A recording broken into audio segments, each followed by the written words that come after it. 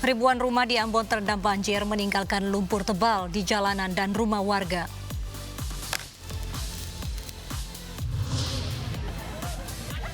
Dipicu dendam, dua kelompok warga di Makassar kembali terlibat tawuran.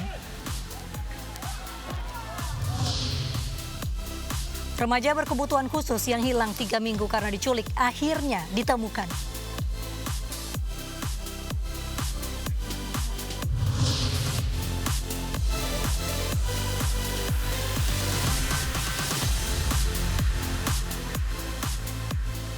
Selamat malam pemirsa. IDI menyebutkan Indonesia krisis dokter setelah 130 dokter meninggal dunia selama pandemi COVID-19. Sementara laju positif COVID-19 di tanah air terus naik hingga menembus 303.000 jiwa. Bersama saya Mirfa Suri, inilah iNews Malam selengkapnya untuk Anda.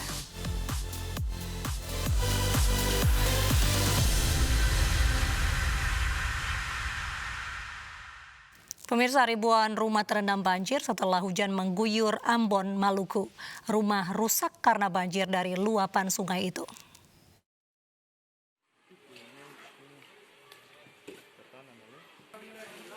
Lumpur sisa banjir mengotori ribuan rumah di Ambon, Maluku. Kawasan Batu Merah menjadi titik terparah banjir yang terjadi pada Sabtu malam kemarin. Warga dibantu ratusan petugas gabungan membersihkan lumpur.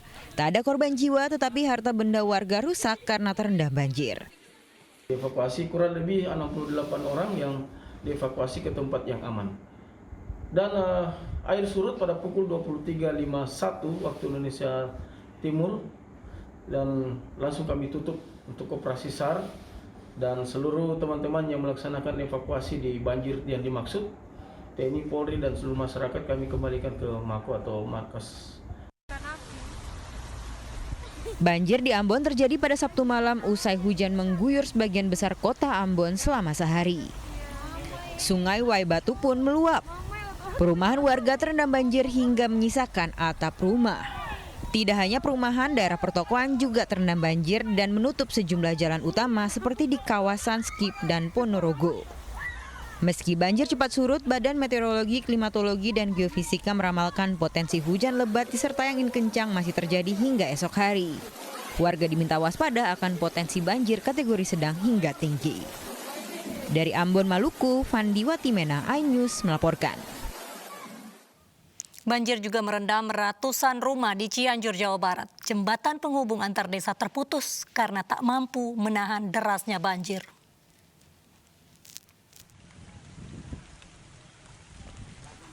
Jembatan penghubung antar desa terputus di Kecamatan Leles, Cianjur, Jawa Barat.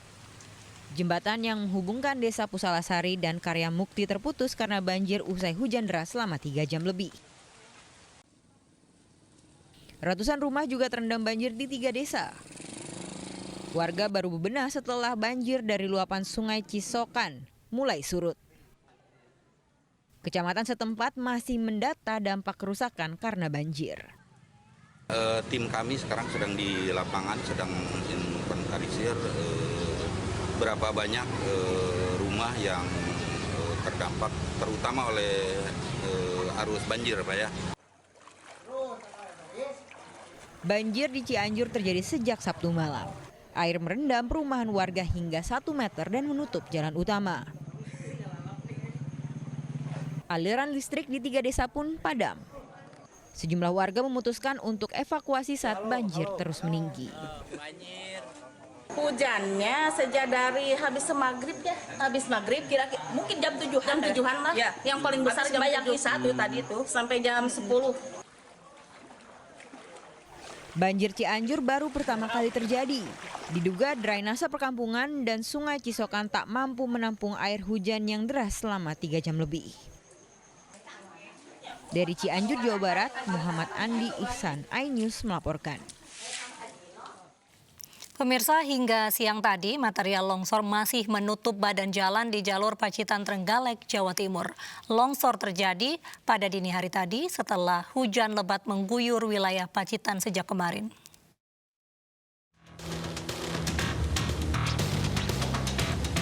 Intensitas hujan cukup tinggi yang turun di sejumlah wilayah Kabupaten Pacitan, Jawa Timur menyebabkan banjir dan longsor di sejumlah area di Kecamatan Ngadirojo dan Tulakan.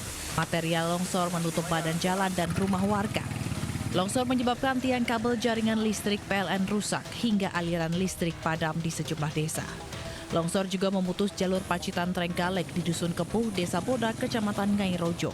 Jalur provinsi ini tertutup material longsor berupa batu dan tanah. Warga berupaya membersihkan material longsor yang menimbun badan jalan agar bisa dilalui kendaraan.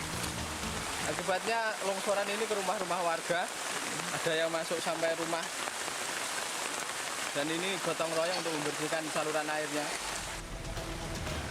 Longsor terjadi pada pukul 3 dini hari. Selain disebabkan derasnya guyuran hujan sejak Sabtu malam, juga akibat fleksibilitas pintu air terganggu tumpukan sampah. Beberapa titik longsor dari jalan provinsi dari Ngadirojo ke Tulakan. Ada 2 titik lokasi yang sedang dalam pantauan kami.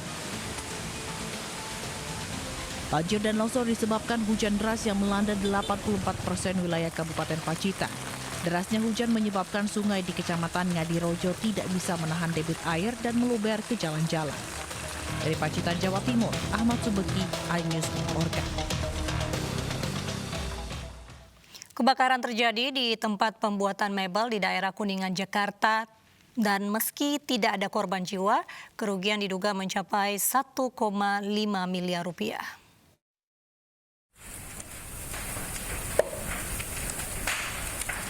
Kebakaran terjadi di Jalan Pendurenan Masjid Raya Setiabudi, Jakarta Selatan pada Minggu siang. Api diduga akibat hubungan arus pendek di area belakang tempat pembuatan mebel. Seorang saksi mata mengatakan mendengar suara percikan api sebelum melihat kepulan asap di lokasi kebakaran. Jadi awalnya saya dengar suara peletak-peletak gitu, kayak suara percikan gitu. Terus tiba-tiba ada asap hitam ngebul. Awalnya sih kecil Mbak, terus akhirnya dia makin gede gitu. Karyawan aman, kebetulan yang jaga kita ada 2 orang, tapi nggak sempat menyelamatkan barang-barang berharga yang di dalam. Kerugiannya kira-kira mencapai berapa? 1,5 miliar ada kali Mbak ya, karena di dalam itu ada server. Iya, jadi selain ini workshop ada kantor kita buat pemasarannya. Api bisa dipadamkan 1 jam kemudian setelah 4 unit mobil pemadam kebakaran dikerahkan. Meski tak ada korban jiwa, namun barang-barang di toko mebel ini habis terbakar dengan kerugian ditaksir 1,5 miliar rupiah. Dari Jakarta, Rina Anggraini, Yudi Richard, iNews melaporkan. Pemirsa, 2 kelompok warga di perbatasan Talo dan Bontoala, Makassar terlibat tawuran di pinggir Kanal Kandea. Tawuran dipicu dendam lama kedua kelompok.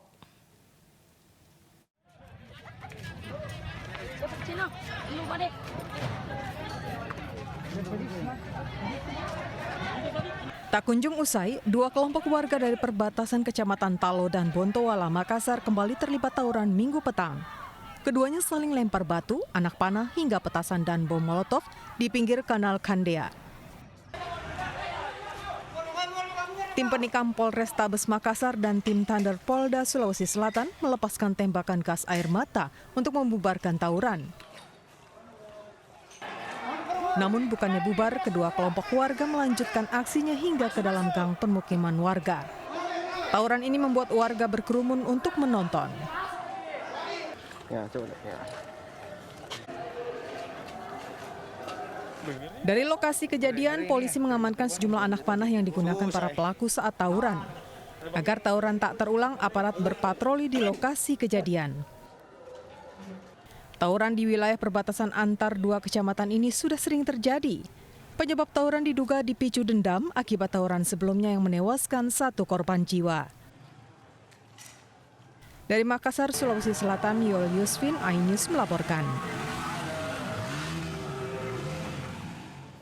Kericuhan antara mahasiswa pecinta alam Universitas Negeri Medan dengan pihak keamanan kampus viral di media sosial. Keributan bermula dari insiden penertiban bangunan liar di sekitar kampus.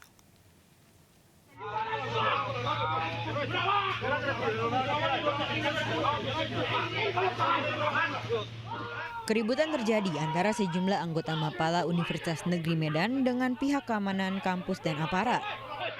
Keributan berawal dari kesalahpahaman antara kedua kubu. Awalnya petugas dari kampus menertibkan sejumlah bangunan liar di sekitar sekretariat Mapala yang merusak keindahan kampus. Pada saat penertiban tersebut, penertiban bangunan-bangunan kecil dan barang-barang di sekitaran kantor Mapala, terjadi gesekan kecil antara petugas keamanan kita. Akibat kericuan ini, seorang mahasiswa terluka di bagian pelipis mata. Dari Medan, Sumatera Utara, Ahmad Ridwan, iNews melaporkan. Pemirsa, ratusan warga Nahdlatul Ulama mendatangi Polres Pamekasan dan mendesak polisi segera menangkap pelaku ujaran kebencian. Dalam akun media sosial, pelaku menyebutkan Ketua NU Cabang Kabupaten Pamekasan merupakan antek PKI.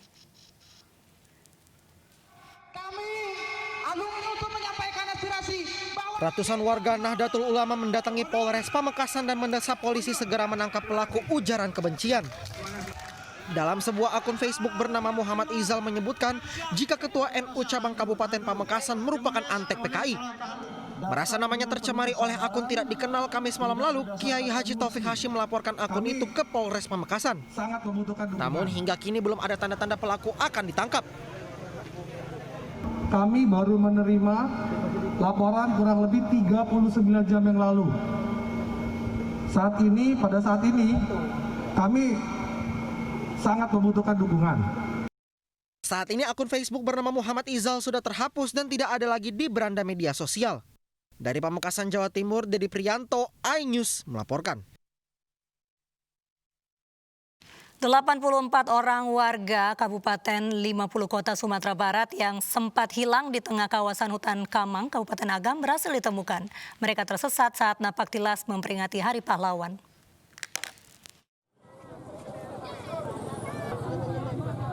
Empat orang yang hilang di perbukitan kawasan Tarusan Kabupaten Agam dan perbukitan Suayang Kabupaten 50 Kota Sumatera Barat akhirnya ditemukan. Penemuan para korban setelah tim pencari gabungan menemukan 3 korban pada Minggu sore. Dalam menemukan para korban, tim gabungan juga dibantu video yang dikirim salah satu korban ke orang tuanya. Di video tersebut terlihat rombongan makan bekal terakhir sebelum mereka kehabisan bekal. Korban menyebut mereka dalam kondisi baik namun tersesat karena tak tahu jalan. Jam 7. Itu kontak sama anaknya Bu siapa? Fauzi Alfian. Video call gitu? Iya. Gimana Bu kondisinya Bu katanya Bu? Sehat tadi sehat. Terus kenapa belum sampai katanya apa Bu? Nggak tahu jalan keluar. Sebanyak 84 orang pemuda-pemudi warga Suayan Kabupaten 50 Kota hilang saat melakukan perjalanan napak tilas untuk memperingati Hari Pahlawan pada Sabtu pagi.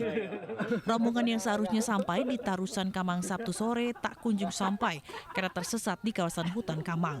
Setelah tim gabungan yang melibatkan TNI dan Polri diterjunkan, seluruh korban ditemukan pada Minggu sore.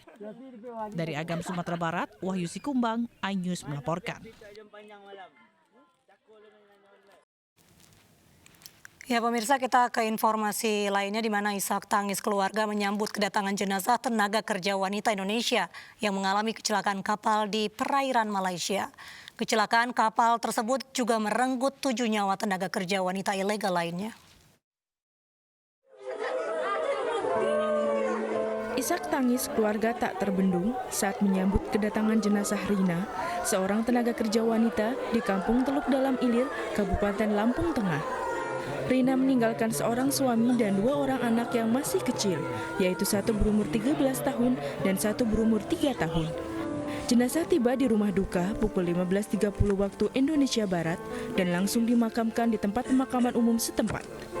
Ya jelas mendengar terkejut, karena pertama juga saya mendengar itu dari Pak Jarek yang disampaikan kepada saya, tapi belum nyampe ke keluarga besar. Setelah itu dalam beberapa hari kabar itu nyampe kepada orang tua akhirnya.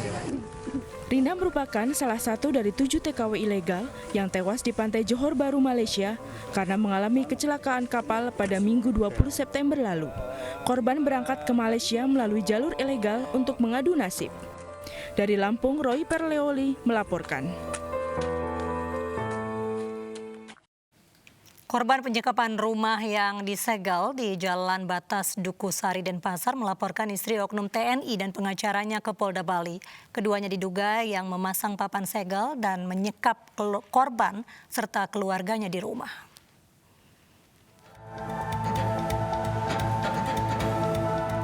Kasus penyegelan yang berujung penyekapan satu keluarga di Jalan Batas Dukusari, Gang Merak, Denpasar Selatan, Bali memasuki babak baru.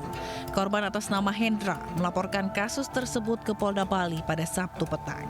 Hendra melaporkan istri oknum anggota TNI dan pengacaranya atas kasus dugaan pidana kejahatan terhadap kemerdekaan orang secara bersama-sama.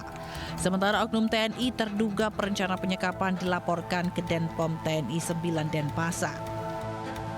Kalau selama saya tinggal udah berapa kali kejadian bolak-balik gitu, pernah saya diancam mau digembok juga dari luar gitu Pak. Habis itu berulang kali lah tindakan terornya gitu Pak. Ya semoga bisa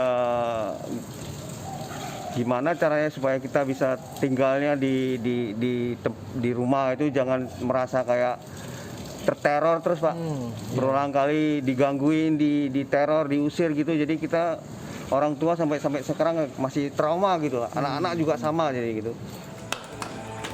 Kasus penyekapan dipicu dari sengketa kepemilikan tanah. Pelaku mengakui telah membeli rumah dari pihak lain dan menyegel bangunan itu agar penyewa atas nama Hendra keluar dari tempat tersebut. Butuh waktu 7 jam agar polisi bisa membebaskan penghuni dari kediamannya yang tersegel. Pembebasan dilakukan atas dasar kemanusiaan, terlebih di dalam rumah terdapat lansia. Pemilik yang mengaku pemilik ya yang telah memasang ini beserta lawyernya saya tunggu konfirmasi malam ini di Polda ya. Saya mohon yang sangat atas dasar kemanusiaan. Ya, prosedur untuk melakukan penyegelan itu ada aturannya.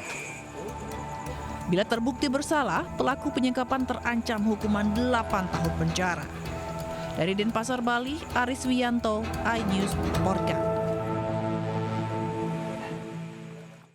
Pemirsa, aksi seorang pria yang menenteng pistol saat berselisih dengan juru parkir viral di media sosial. Kami hadirkan informasi selengkapnya usai jeda berikut.